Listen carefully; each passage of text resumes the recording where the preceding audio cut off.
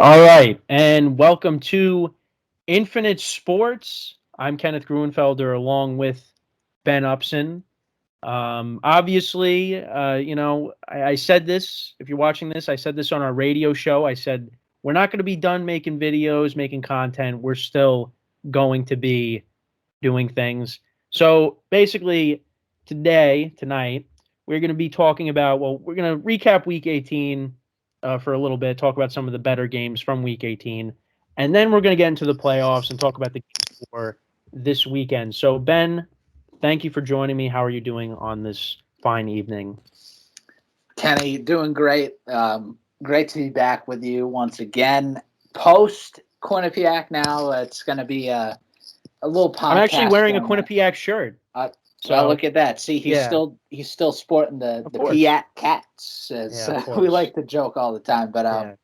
yeah, no, doing good, man. And I'll tell you one thing: we're going to talk about a ton of the stuff that's happened here recently with the NFL. But I'm so amped for these playoffs. There are I am too. so many great teams out there. I think in both conferences that are going to be vying for the Super Bowl this year. So I can't wait for these games to kick off this weekend.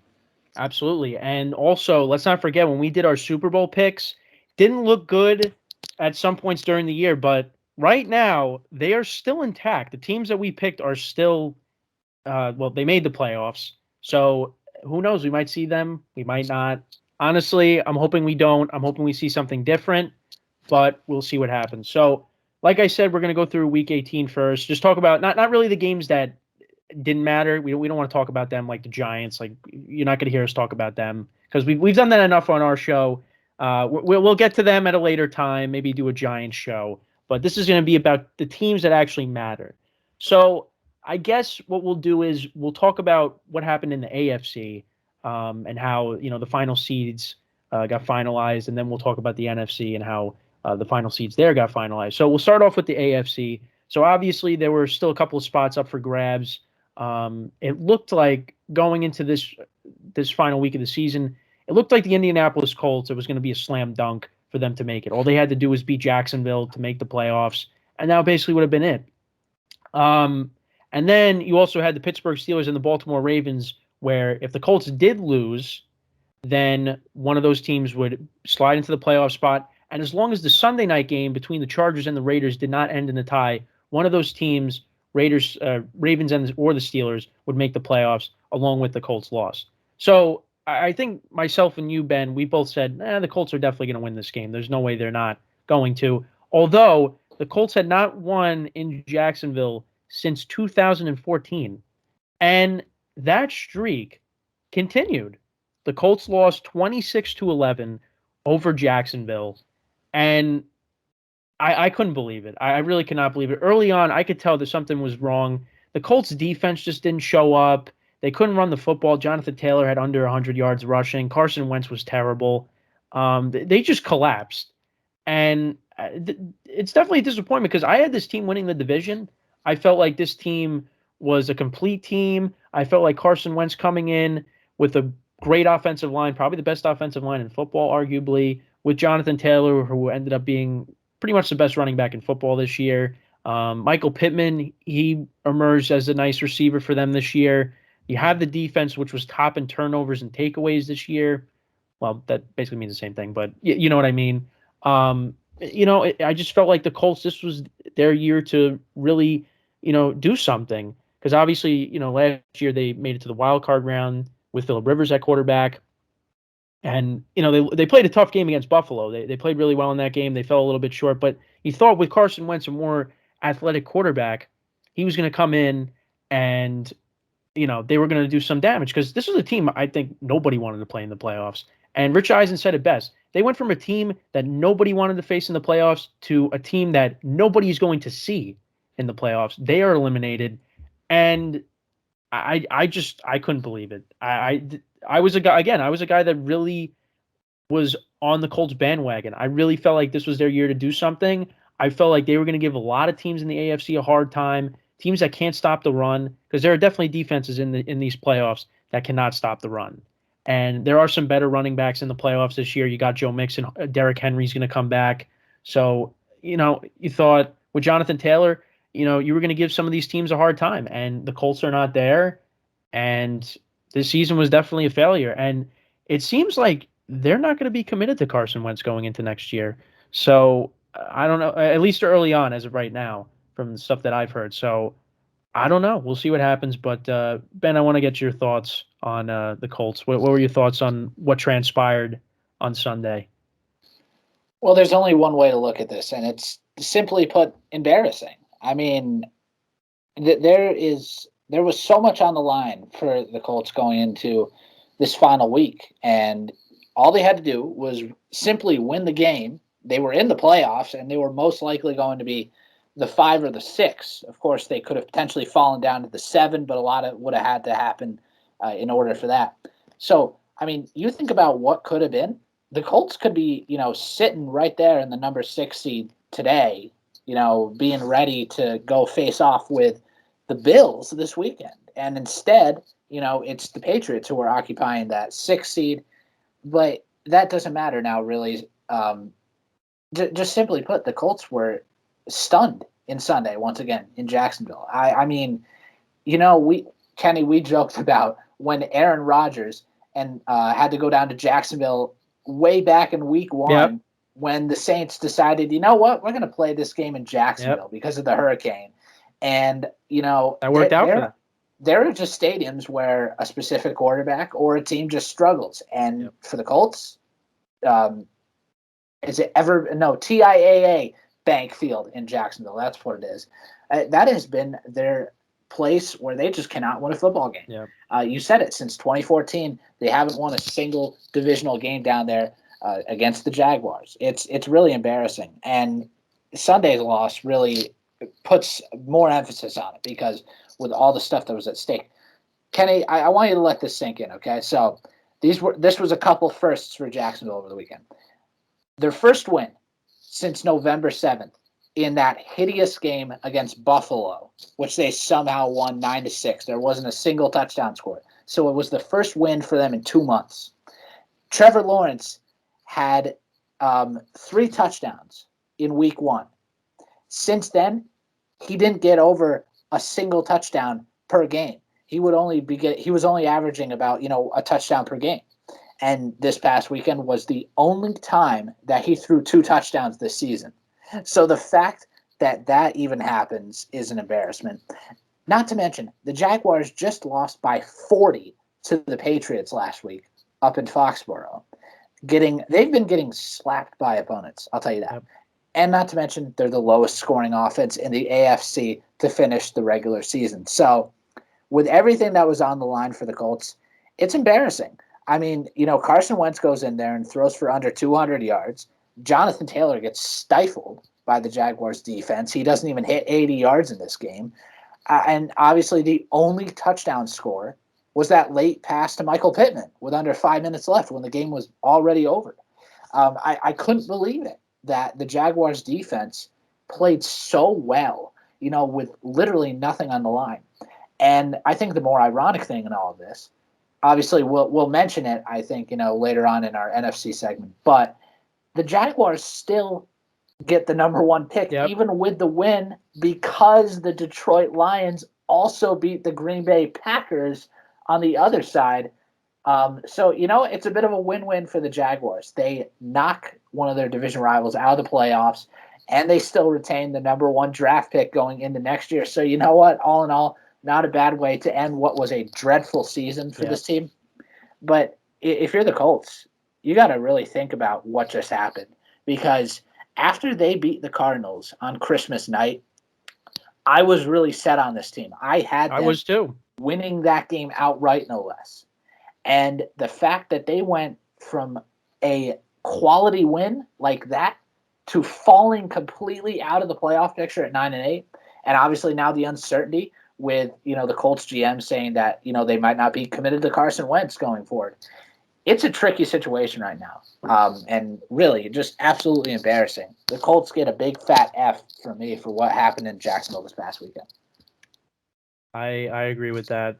I was talking about it on my other podcast I do with my other friend earlier today, and I said, we were talking about, the quarterbacks that could be available, the Colts might be like that number one destination because think about it. Now, I was saying, recently, why would Aaron Rodgers want to leave Green Bay? He's got a great offensive line, great running game, best receiver in football.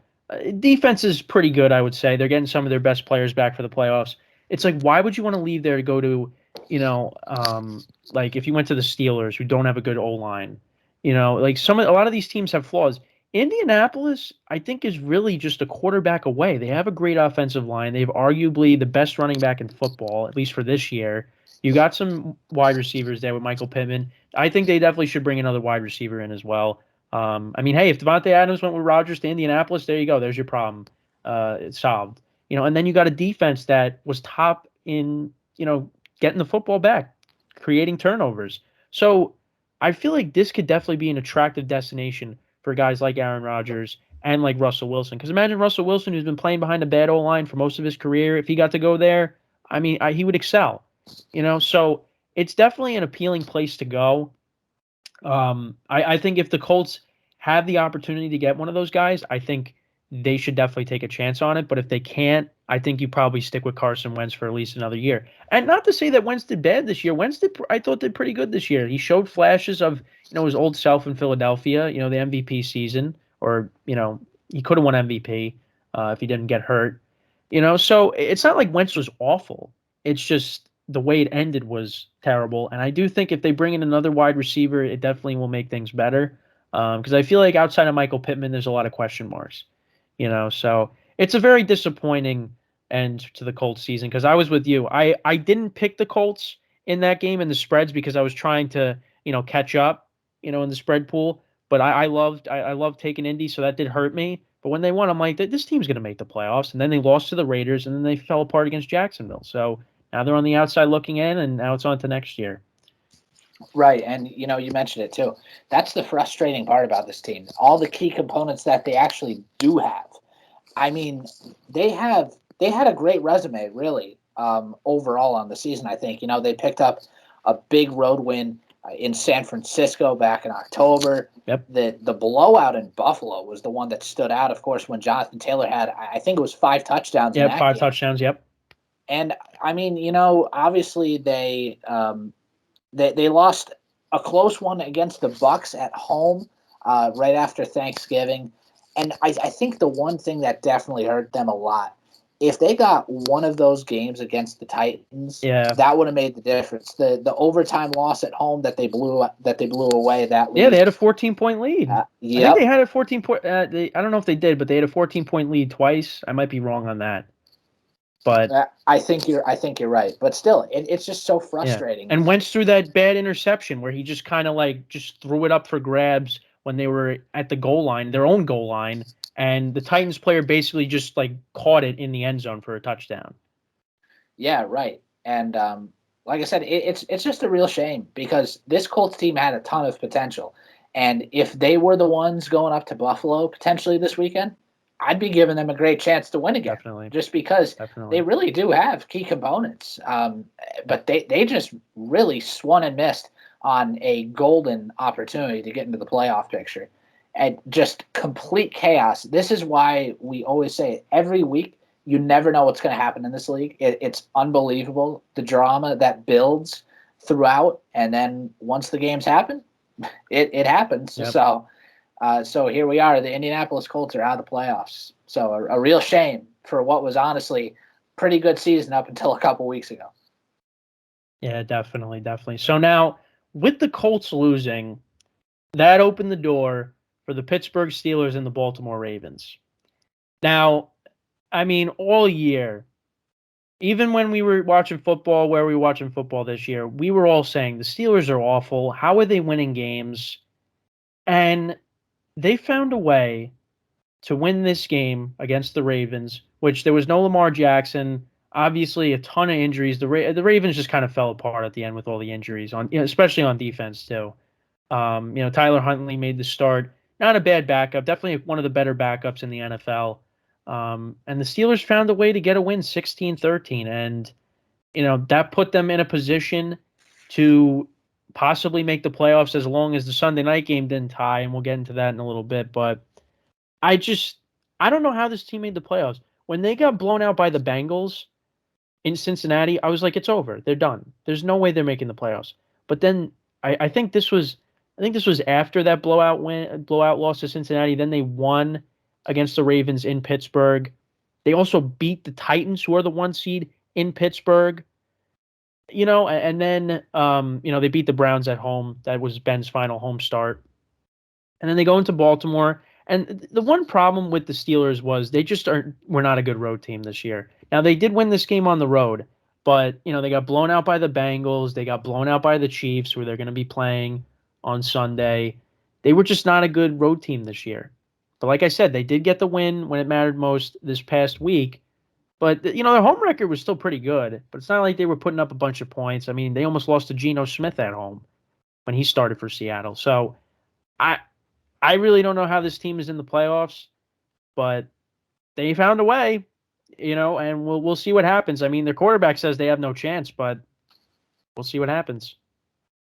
Yeah, it's like I was saying to you a lot throughout the previous weeks. The Steelers were irrelevantly relevant.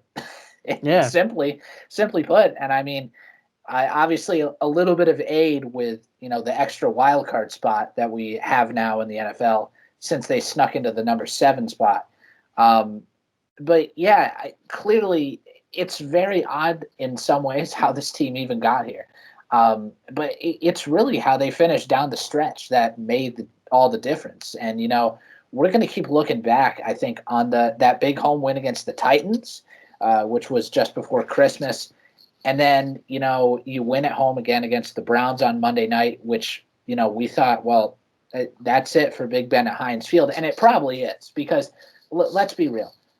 It's hard to see right now the Steelers getting a playoff win at Arrowhead. It's probably not going to happen at Heinz Field. But we should just be thankful that Ben's even here, Yeah, even if they do win, though, they're the 7th seed. They're going to be on the road the entire playoffs if they somehow make it past this week. And if they make it beyond that, they're the 7th seed. They can't host a home playoff game. So that's it. There's no more Heinz Field games. Right. Unless they move the Super Bowl to Heinz Field. Which you never know. Because they're talking about possibly moving the Super Bowl to Dallas.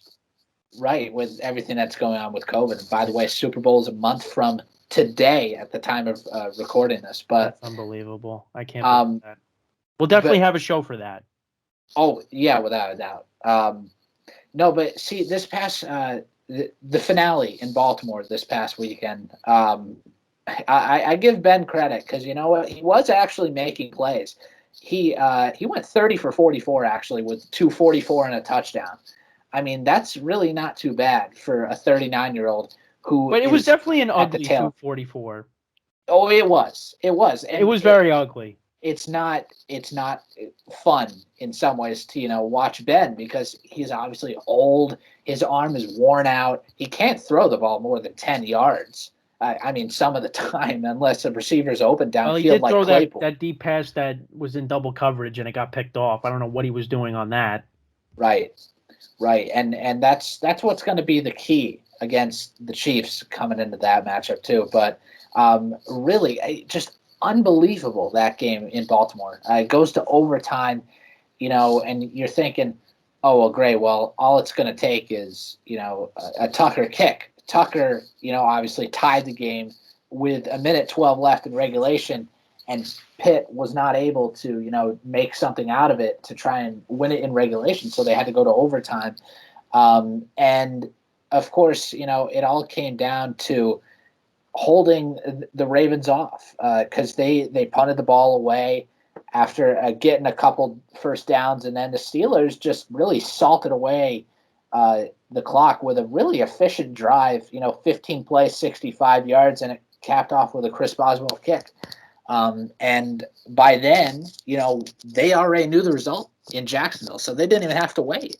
It's unbelievable all the stuff that happened to even let the Steelers get into the playoffs. But there was a catch because just because the Colts won didn't mean that the Steelers were 100% in because there was one crazy scenario left out there that, a lot of us were joking about throughout the whole week. Like, oh, there's no way this would ever happen. Well, I'll tell you, it almost did. And we're going to talk about it in a second.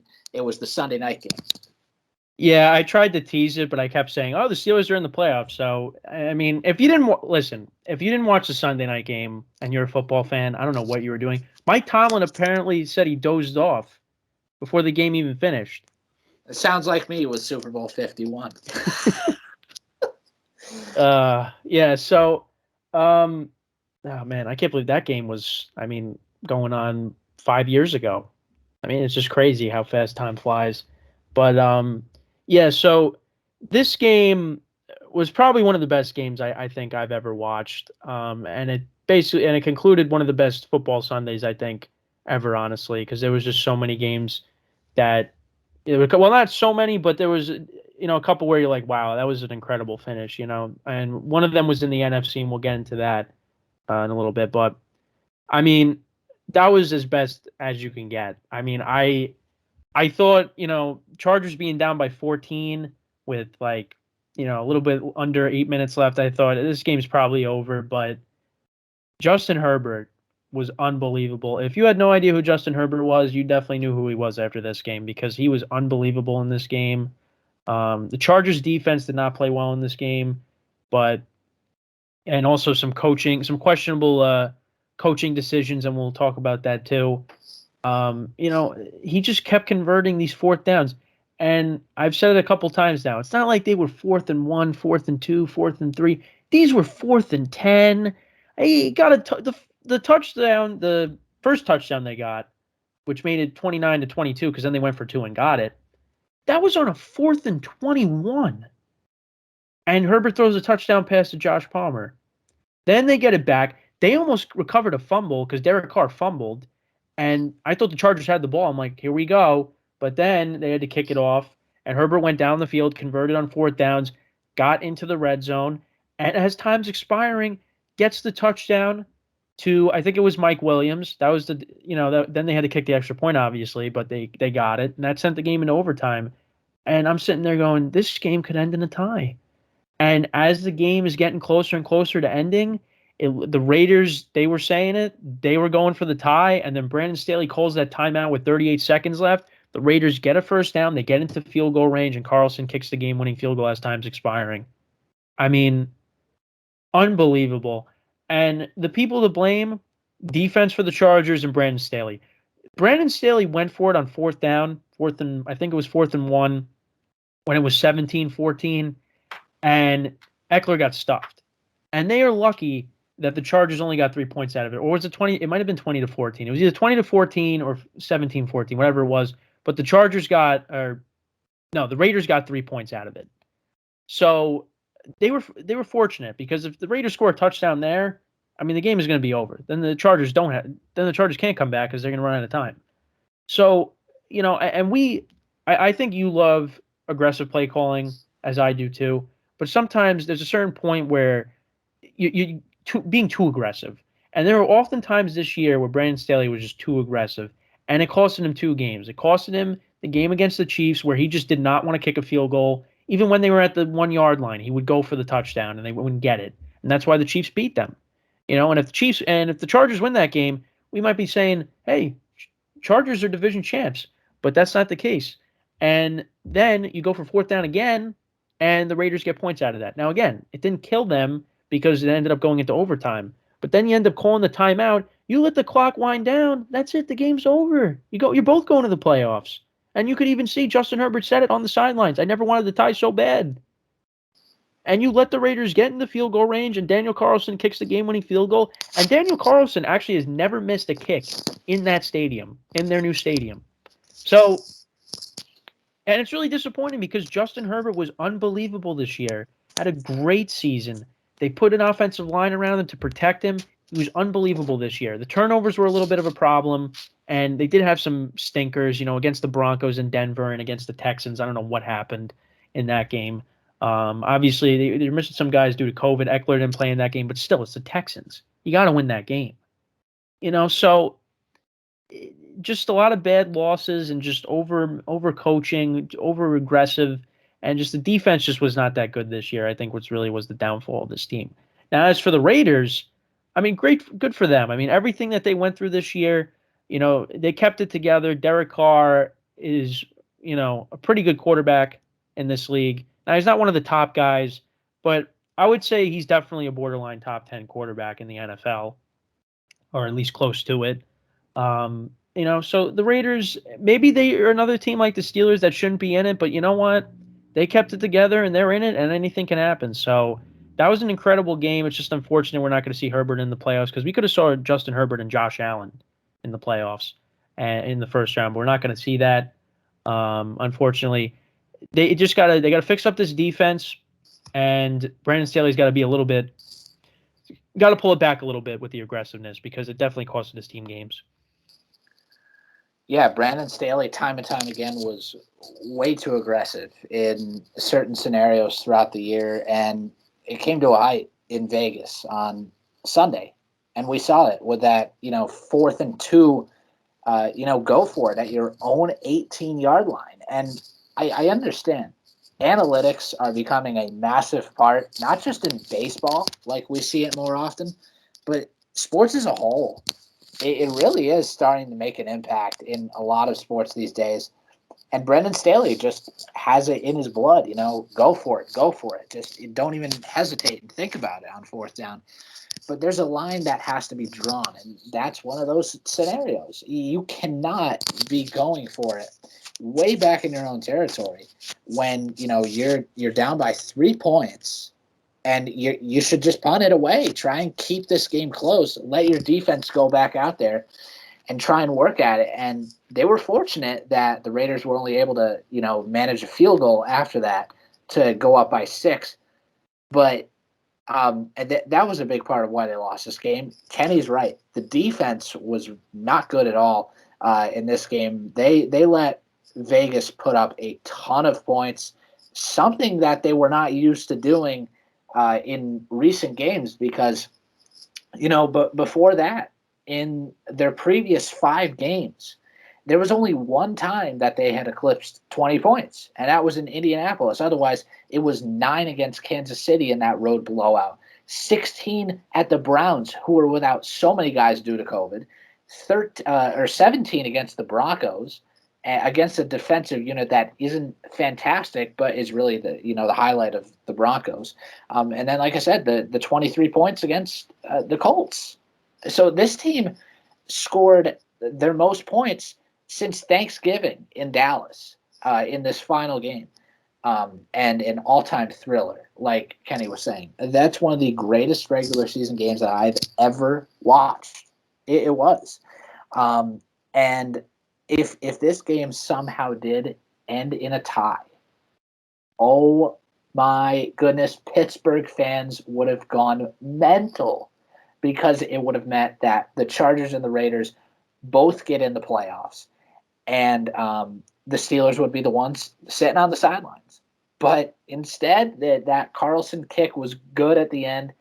And I know they're going to end up on the losing side, Kenny, but Justin Herbert, of course, had one of the greatest clutch performances, that we've ever seen out of a quarterback, down the stretch. Those final 2 touchdown drives, he orchestrated a 14-play, 75-yard drive, followed by a 19-play, 83-yard drive. From down 15 with 8:23 left to forcing it to overtime, he converted 5 fourth downs on those final 2 drives. That's unbelievable. Talk about clutch play after clutch play from Justin Herbert. So have to give credit to him. But really, the story is the Las Vegas Raiders. You win 4 consecutive games down the stretch to propel yourselves into the playoffs at 10-7, and here you are. You're sitting in the number 5 seed in a good position and going into Cincinnati this weekend. Yeah, definitely. So we'll see what happens with that. We'll get into that game in a little bit. So we'll go through the NFC pretty quickly. So, seeding still needed to be finalized. The 2, the 3, the 4, the 5. Pretty much every seed, I think, there was a chance that teams would.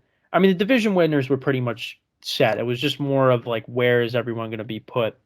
Really, the only position was really up for grabs was the 6th seed between the 6 and the 7. The Eagles were in it, but like it all depended on if the 49ers lost, if the Saints won, whatever. So Rams 49ers. was an unbelievable game. Rams were up 17-0. The 49ers won the last 5 meetings against the Rams, so they pretty much owned them. And the 49ers came back and they won that game in overtime, beating the Rams 27-24, I believe. And yeah, that was an unbelievable game. That was probably, I think that was, if not the Sunday night game, that was definitely the second best game of the day. And I got to give Jimmy Garoppolo credit. That was definitely, one of his more clutch performances as a starting quarterback in the NFL. And I definitely give this team, a great chance to, do some damage in the playoffs because of the talent that they have, because of their defensive line, because of, having Deebo Samuel, who had a breakout season this year. You got George Kittle, you can run the football. I really like the 49ers' chances. They're as a dark horse in the playoffs this year. Obviously, it's not going to be easy because they're going to be on the road for the most part, but I like their chances. But yeah, they won that game. And, there's been some criticism with Matthew Stafford going up against teams that are above 500. And listen, he had his moments in that game, but that interception to finish off the game was not good. Now, Rams defense should have stopped the 49ers, from getting a touchdown at the end of the game. I mean, Stafford went down the field, connected with Cooper Kupp, got the touchdown to Cooper Kupp, and the Rams defense should have been there to close the deal, and they unfortunately did not do that. 49ers went down the field, scored a touchdown, went to overtime, and the 49ers kicked the field goal, and they're in the playoffs. And, it kind of stinks for the Saints because the Saints needed the 49ers to lose, and if the 49ers lost, then the Saints would be in. But unfortunately, that was not the case. And even if the Saints did make it, they might have had Trevor Siemian starting. So, how much would they have really done in the playoffs? Unless they played Tampa, because they got Tampa's number. But, yeah, so that was an impressive win by the 49ers. So basically now where it sits is Green Bay was always the one. I mean, they lost to the Lions, but, it didn't really matter. They, had their starters play for a little bit, but then they rested them. Still kind of worried about Green Bay's defense, though, and how they played, but that's a different story. Tampa's the 2. Dallas is actually the 3. The Rams are the 4. The Cardinals are the 5. Cardinals, they could have won the division, but they lost to Seattle. So that was a bad loss. I don't know what happened to their defense. Their defense kind of fell off. They lost to Russell Wilson and the Seahawks, who dropped 38 against them. So they're the 5. The 49ers are the 6, and the Eagles are the 7th. So that's how the playoffs shake in the the NFC. But yeah, the 49ers definitely are a dark horse in this playoffs. They've been there before. Obviously, they made it to the championship game a couple years ago. So we'll see what happens. But yeah, definitely an ugly loss for the Rams. And you got the Rams and the Cardinals playing each other, and we'll get into that game. But those are teams that are kind of sputtering a little bit. So, one of them's going to have to win. So we'll see what happens with that. But 49ers, that's a team that I think is going to go in, and they're going to be like I think they're better than the Raiders, obviously, but they're going to be playing with house money too. So we'll see what happens, but I think they're a dark horse going into these playoffs. Yeah, no, I agree. I mean, really, San Francisco had a good finish to the season, finishing up at 10-7. Now, of course, they lost a heartbreaker to the Titans on Thursday night a couple weeks ago, but they're going to look back at a couple of key games from this season that they needed, and it was that overtime road win in Cincinnati, the Monday night game against the Rams, actually. And fun fact, they actually swept the season series with the Rams too, which makes it feel a little bit better for them too. And then, this past weekend, they needed to win this game to get into the playoffs because the Saints were not losing to the Falcons. We saw that all throughout the 4 o'clock window on Sunday that the Saints were in firm control in Atlanta. But the 49ers, Jimmy Garoppolo, you said it, Kenny, had one of his best performances of the season, really, in my opinion. 2 interceptions, one of them was pretty careless. And I think just the fight and the grit that they showed throughout, after being down 17-0, no less, and then, really running it up with some good drives. They scored to end the first half. They got on the board with a field goal, and then they came right out, scored a touchdown. So 10 points gained on those 2 back-to-back drives going into and out of the half, which definitely made a big difference. Um, Elijah Mitchell has become a good story for this team on the ground. He had 85 yards. And all of a sudden, Brendan Ayuk has really woken up the second half of the season. He puts up over 100 receiving yards once again. Jawan Jennings was the hero, though. 2 touchdowns in the game, 6 for 94. And he was really the main storyline of that game. But good on the 49ers because I've wanted to see this team in the playoffs because they got a good squad. Jimmy Garoppolo might not necessarily be the guy at quarterback, but they have playmakers, and that's what's going to help them out as they get through the playoffs here over the coming weeks, hopefully. Yeah, I definitely agree. So now let's get into the playoffs. This is really what we wanted to get to. So we'll go through each game. We'll give our thoughts, our picks. I kind of got to think of it as I go because I honestly have no idea. Because some of these I'm just like it's like a flip of a coin. So first game we got is 4:30 Eastern time, 4:30 p.m. Eastern time. Raiders at the Bengals. This game's definitely a flip of a coin, I think. Obviously, these two teams met earlier on in the season. Bengals won that game pretty convincingly. Joe Mixon ran the ball for over 130 yards. Jamar Chase, I was actually looking at the stats from that game. Jamar Chase only had, I think, like 32 yards or 33 yards receiving and a touchdown. So he didn't really do that much. And what he's been doing the last couple weeks, especially in that game against Kansas City, he might do it. He might do something similar to that in this game. So definitely going to be tough. Bengals have not won a playoff game in a very long time. But I'm actually going to pick the underdog in this game, and I'm going to say that the Raiders win. I'm going to go. Listen, I'm not going to pick all the favorites like maybe sometimes you do that. But I'm going to pick the Raiders in this game in a close one. I think the Raiders are going to get revenge on them. Darren Waller is healthy. They ran the ball very nicely with Josh Jacobs. Hunter Renfrow has really emerged as a really good wide receiver in this league. So I think that the Raiders are going to get it done. The only thing that concerns me really is their defense. But I don't think the Bengals defense is really like the greatest thing. They're not a dominant defense. I think the Raiders, they'll have a better game plan. And they're coming in with house money. So I'm going to say that they win this game and they move on to the second round. Wow, that's an interesting pick to start off the wild card previews. But I'm going to stick on the other side, my friend. I do think that the Cincinnati Bengals are going to win this game at home. If it was in Vegas, though, I definitely consider the underdog. And I mean, the Raiders are playing, I think, better right now than what the Bengals have been. But I just think that the Bengals have a little bit more confidence coming in, especially off that massive win against Kansas City just a few short weeks ago that won them the division.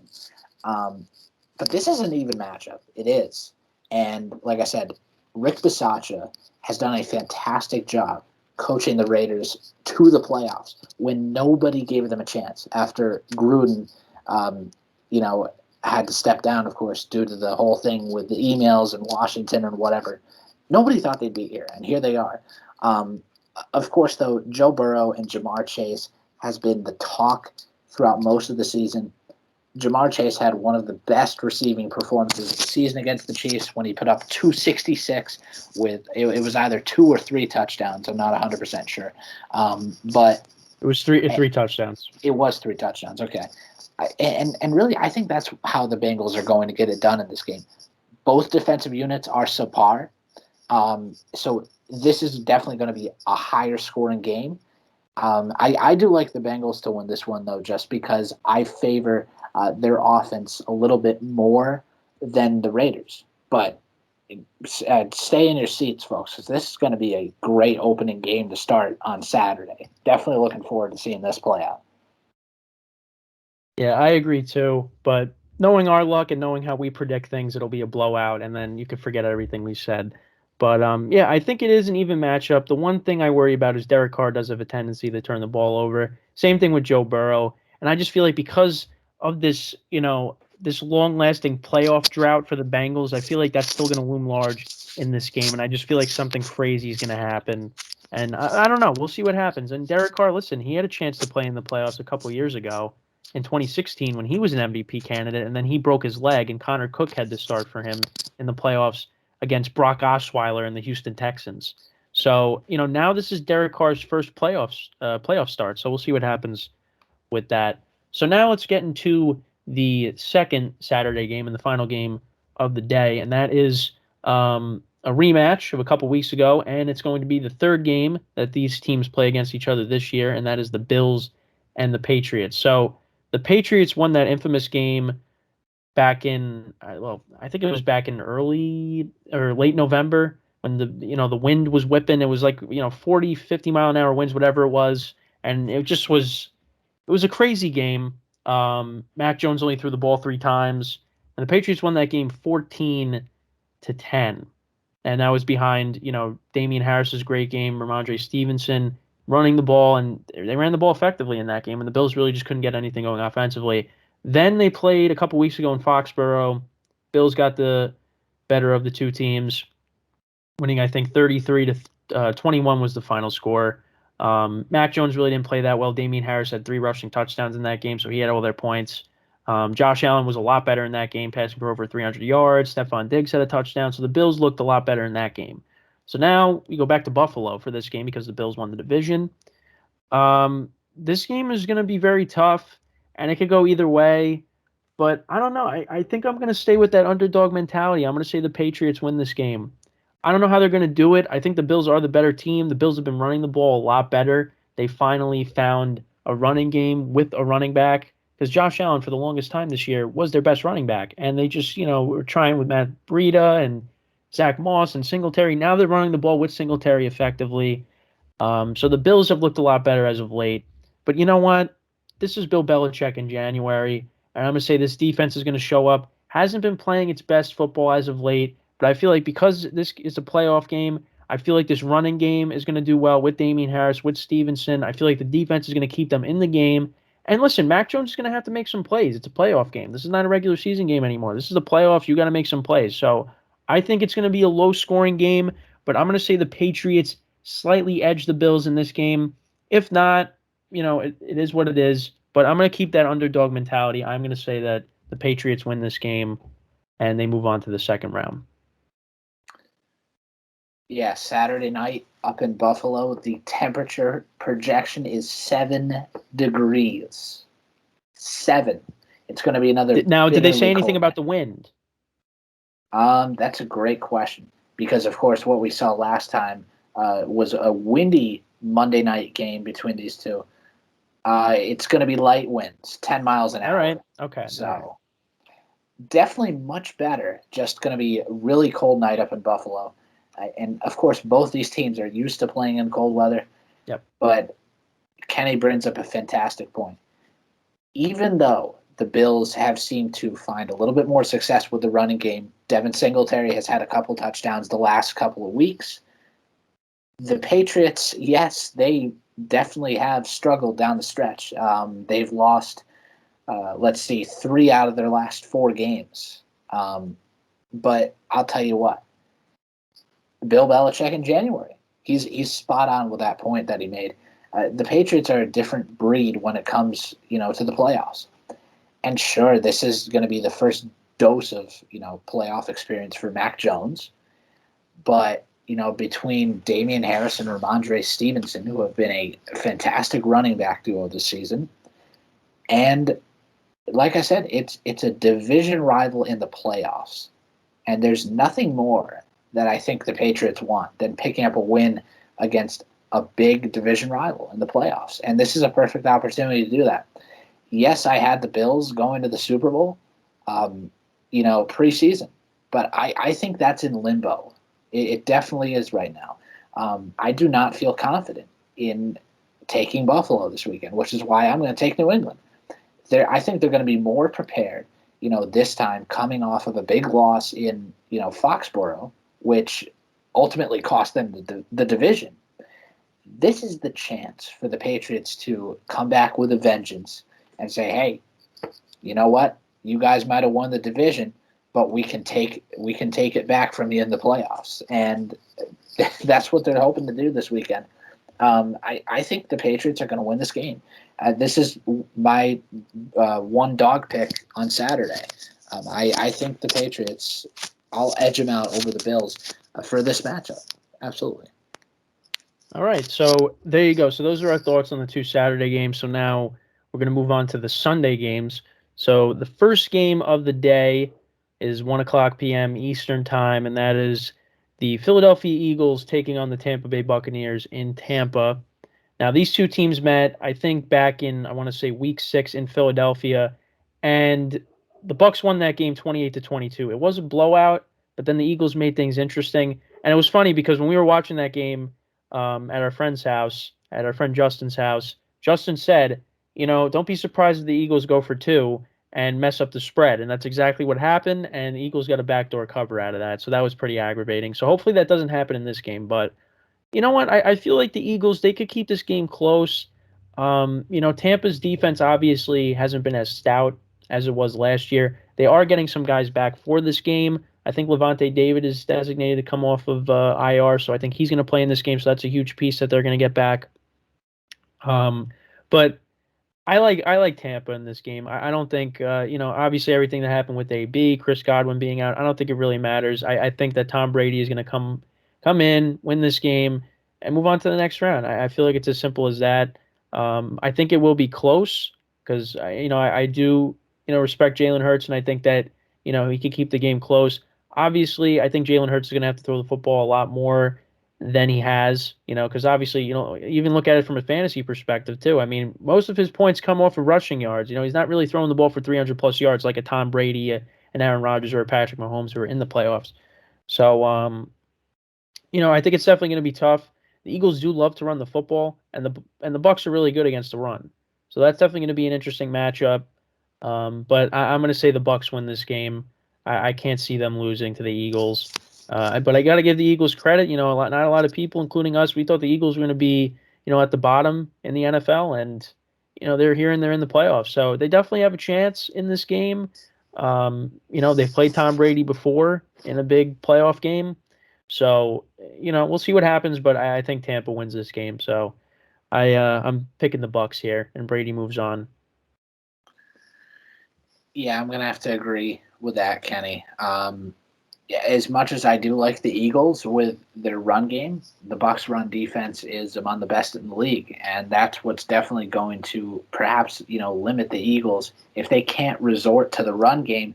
Then you're gonna have to rely on Jalen Hurts, and right now, you can't really say with confidence that Jalen Hurts is, your main option for the offense. It's got to be the run game because Jalen Hurts has definitely struggled, especially down the stretch a little bit, and it makes you nervous as a fan. He obviously has thrown 4 interceptions down the stretch in his final 4 games that he played this season. Of course, he was out for a couple weeks after the loss to the Giants when Gardner Minshew had come in, and then he got, of course, rested against the Cowboys this past weekend, along with a lot of the rest of the Eagles players. But you know what? Tom Brady entering yet again another playoff run. Same old story there. Bucs are 13-4, NFC South champs, number 2 seed. This is a perfect spot for them at home to, pick up a win. And they're going to need this to set the tone because if you really think about it, so of course Leonard Fournette has come off of IR. We do know that. You said Levante David has as well. Obviously, if Fournette cannot suit up on Sunday, Ronald Jones is also doubtful for this game. So there's definitely, a couple concerns going in for Tampa, but I still think they're going to take care of business here just because, like I said, you have Tom Brady at the helm. And even without, Chris Godwin for the playoffs at wide receiver, you're still going to have Mike Evans, even though it looked like he actually came down with a pretty decent injury this past weekend. He did look to be okay, luckily. They're going to need him for sure. But Tom Brady and another playoff run starts in Tampa against the Eagles this weekend. Give me the Bucs. They're at home, and this is a perfect spot for them to set the tone for this year's playoffs. Yeah, very well said. So now we move on to the next game, the second game on Sunday, 4:30 p.m. Eastern time. This is my favorite pick and my favorite game of the weekend. I love the 49ers in this game. I think that this is going to be the upset. I mean, Patriots and the Raiders are going to be upsets because they're underdogs, but if those go my way, but the 49ers, I love them in this game. I think they're going to win this game outright. I loved what they were able to do last week against the Rams. I think the one concern is Jimmy Garoppolo because this was against a divisional opponent against the Rams. You know this team very well. The Cowboys you don't play very often, but I just feel like with Debo Samuel, Brandon Ayuk, like you were talking about, how he kind of reestablished himself as a good wide receiver. After having a rough start to the season, George Kittle being there, them being able to run the football effectively with Elijah Mitchell. I just feel like they have a lot of weapons on this team. The defense, I feel like, is going to make Dak Prescott's life very difficult, having Nick Bosa and Eric Armstead rushing the passer. I just feel like, the secondary and Jimmy Garoppolo, I would say the secondary as well for the 49ers. That kind of concerns me a little bit too, going up against, CeeDee Lamb and Amari Cooper. But I love the 49ers in this game. I think they're going to win this game.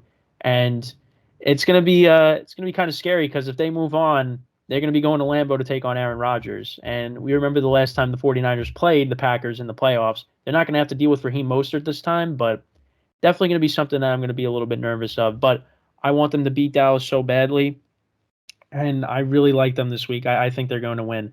Now, not to say that Dallas, is not going to do anything. I think Dallas will put up a fight, obviously, but something's been off with Dallas's offense. It hasn't been consistent. Obviously, they put up 50 points twice in the last 3 weeks against Washington and against the Eagles, but that was against the Eagles' backups, and Washington was just falling apart at the end. So I think that Dallas's offense hasn't really figured it out.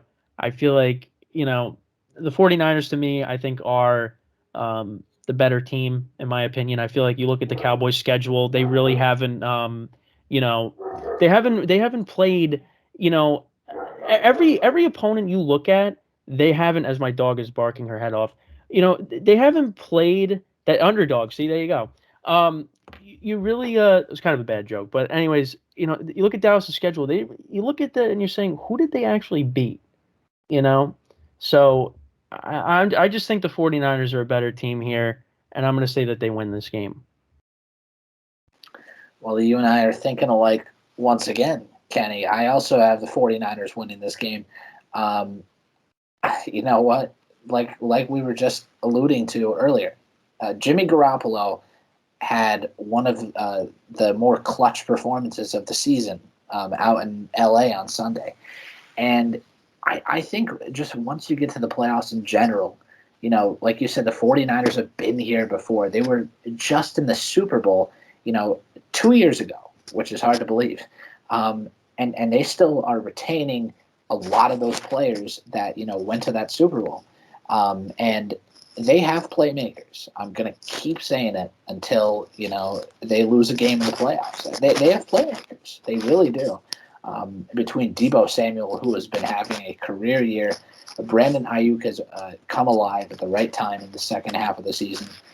And like I said, Elijah Mitchell has become one of the unsung stories of the season for that team in a ground game that has obviously lost Raheem Mostert once again this season with another season-ending injury. And I just can't take Dallas. I understand that this offense is definitely the best that it's been in years, and Dak Prescott is for sure in the top 3 for a comeback player of the year. Absolutely. He has to be. But I just can't trust this team once it comes to the playoffs, because what do the Cowboys have? I think 1 or 2 playoff wins in the last 10 years. It's not good. It's not a good track record.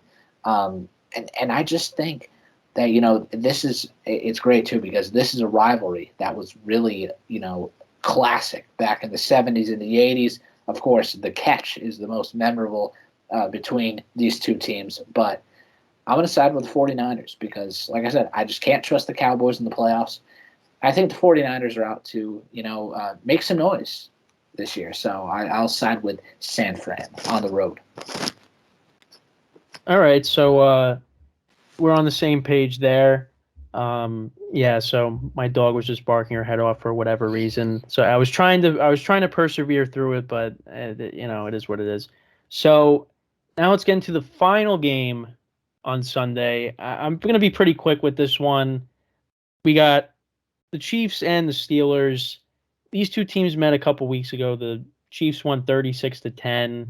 Ben Roethlisberger came out and said that out of the 14 teams, they're probably 14th that made the playoffs.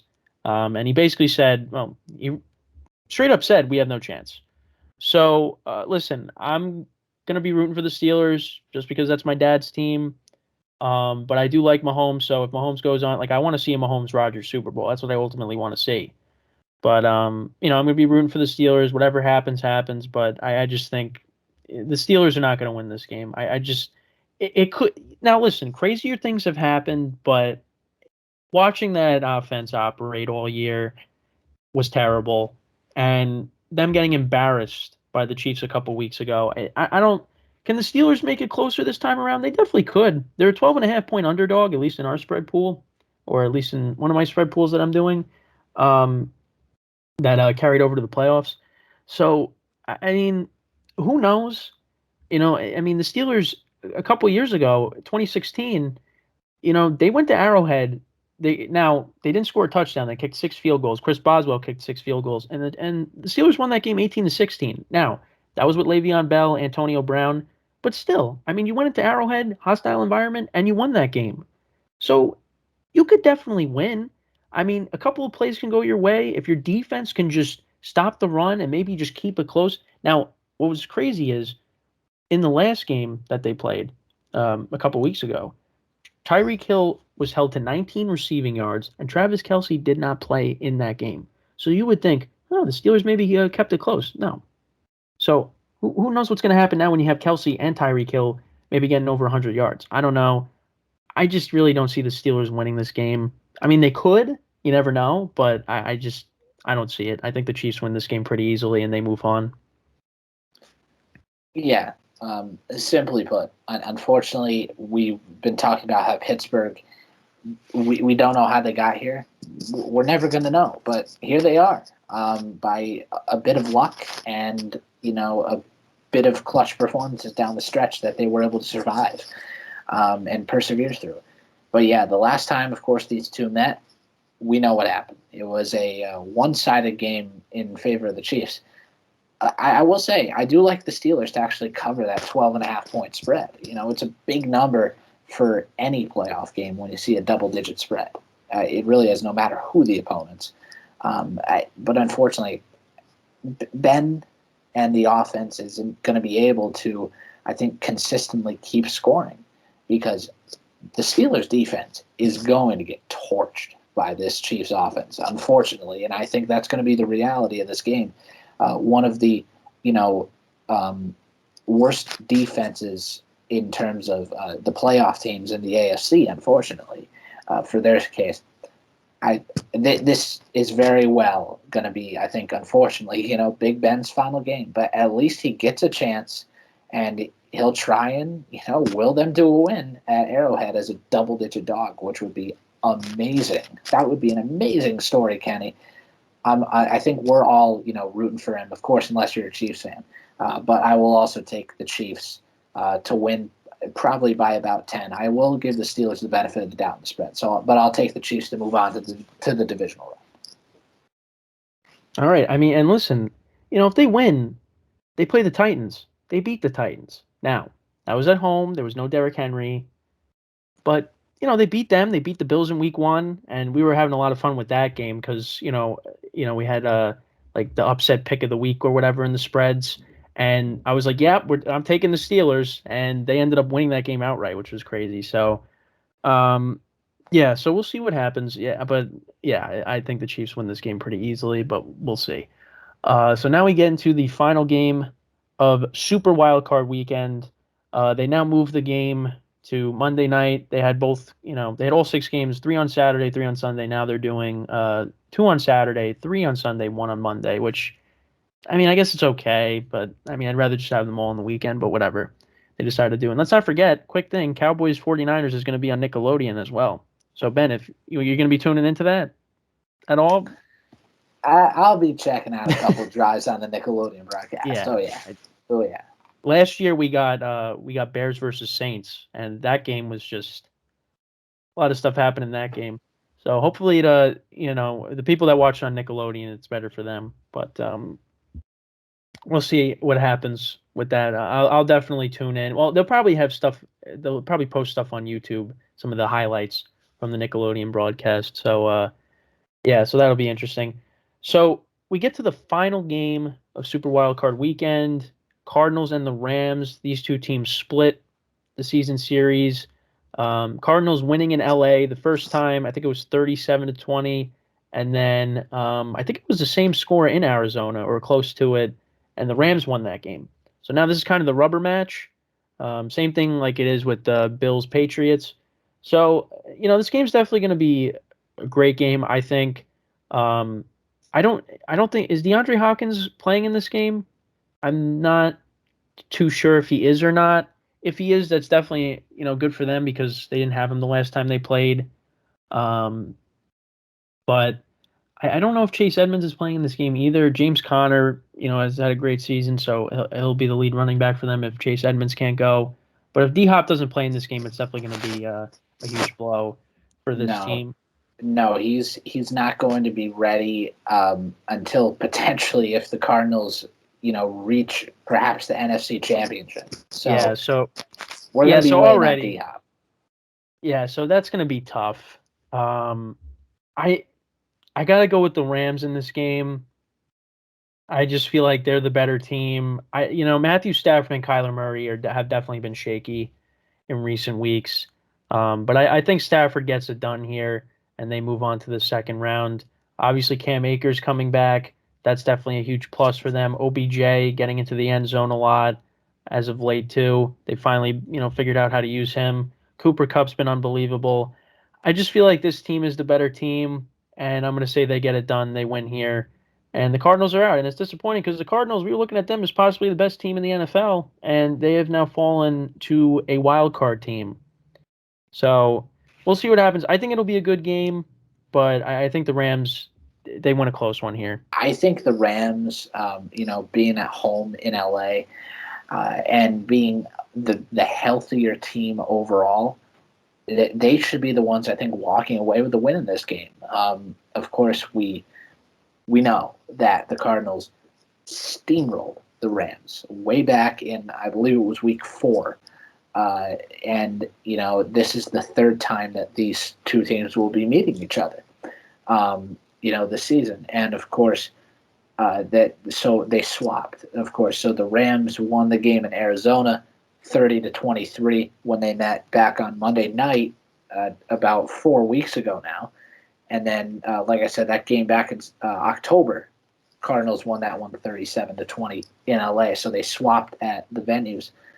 But this time, though, in a playoff setting, no less, I'll trust McVay and the Rams coming down the stretch in a big spot here because this is big, too. Don't forget. This is the first ever Monday night game that the NFL has ever done for the playoffs. And coming off of a loss, to the 49ers, which cost them a couple seeds. If the Rams win that game, they're the 3 seed at the least, I'm pretty sure. Unfortunately, They actually move now, up to the 2 seed they would have been the 2. because they Okay. beat Tampa. Right, that's right. So that game really made all the difference. Overall, Matt Stafford, I think, has been a fantastic addition, to the Rams. And this is, I'm pretty sure, isn't this his first playoff game or no? Stafford? No, he's made the Stafford? playoffs No. before with the Lions. Well, they had that Okay, they infamous have. that no pass interference call when they played Dallas back in 2014, Oh, and then they that's also right. made the playoffs in 2016. But they were out in the first round each time. Yeah, right. So actually, okay, so then yeah, Stafford has a little bit of playoff experience. But not a playoff win though. Right. So that's what he's trying to do this weekend. And overall, I mean, he's put up some fantastic performances. He has 41 touchdowns on the year. Going out to LA has definitely rejuvenated his career. And not to mention, you have the best receiver in the game right now, Cooper Kupp, on your side. Odell Beckham's been scoring some touchdowns ever since he came over. The Rams' offense has been a highlight reel of the team this season. And I'll take that defense too. Both teams actually have good sets of defenses. I think the Cardinals' defense doesn't get talked about enough. because they've been a big part in why the Cardinals are even here right now. Because they've been without DeAndre Hopkins for a good while. Kyler Murray has been in and out with injury this season as well. So they've been a big part too. This is going to be a great one to watch on Monday night. I figured they were going to put this one in that spot just because, two NFC West teams with a lot on the line. A trip to the, divisional round. They'll be the last game of the weekend. But I'll take the Rams, though, Kenny, because I think they're the healthier team all around right now. And I think that they have a lot to prove based off of their preseason expectations, because this was a team that was definitely expected to go far into the playoffs. So give me LA at home. All right, so we had some differences. Did we really even have some differences? I think we pretty much picked all the same games except for Raiders Bengals. I think we pretty much right. All right, so we really didn't have. Well, we had one difference. All right. So that's basically all the playoff games for this week. We're gonna try to do a show each week, leading up to the Super Bowl. Maybe come out with some other stuff too. But yeah, that's basically all we got for tonight. Thank you for watching. And I'm Kenneth Gruenfelder along with Ben Upson signing off. And we'll see you next time. Take care. Peace.